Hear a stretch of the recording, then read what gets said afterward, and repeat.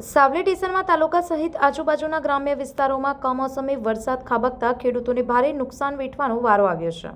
હવામાન વિભાગની આગાહી વચ્ચે પડેલા અચાનક વરસાદથી ખેતરોમાં તૈયાર અને કાપેલો પાક પલળી જતા ખેડૂતોમાં ચિંતા અને નિરાશાનો માહોલ જોવા મળી રહ્યો છે। ખાસ કરીને તમાકુ સહિતના પાકને મોટું નુકસાન થયું હોવાનું સામે આવ્યું છે। વરસાદી પાણી પડતા ખેતરમાં પડેલો પાક ભીનો થઈ જતા ગુણવત્તા બગડવાની અને યોગ્ય ભાવ ન મળવાની ભીતિ ખેડૂતો વ્યક્ત કરી રહ્યા છે।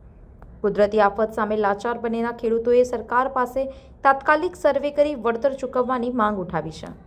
સંવાદદાતા સાથે અભિપ્રાય ન્યૂઝ વડોદરા। હું આ ગામનો વતની છું। પરમાર સુરેશભાઈ પ્રવીણસિંહ મારું નામ છે।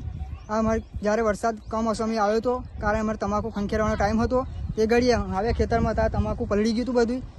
એના માટે સરકારશ્રીને અમારી એટલી અપીલ કે ખાતર પાણીનો ખર્ચો વળતર અમને મળી રહે। 20 થી 25 હજારનું નુકસાન છે હાલમાં। તો કેટલા વીઘામાં તમાકુ આપે કરી હતી? અમારે 5-6 વીઘામાં તમાકુ છે હાલમાં। બીજા અલગ ખેતર છે એ બી અલગ પલળેલા જ છે, ત્યાં દ્રશ્યો નહીં દેખાઈ આવ્યા હતા।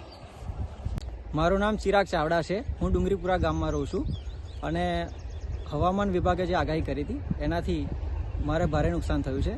5 થી 4 વીઘામાં તમાકુ પલળી છે। સરકાર પાસે શું માંગ છે? ખાતર પાણીનો ખર્ચો અમને મળી રહે। કેટલા રૂપિયાનું નુકસાન છે? 20 થી 25 હજારનું નુકસાન છે।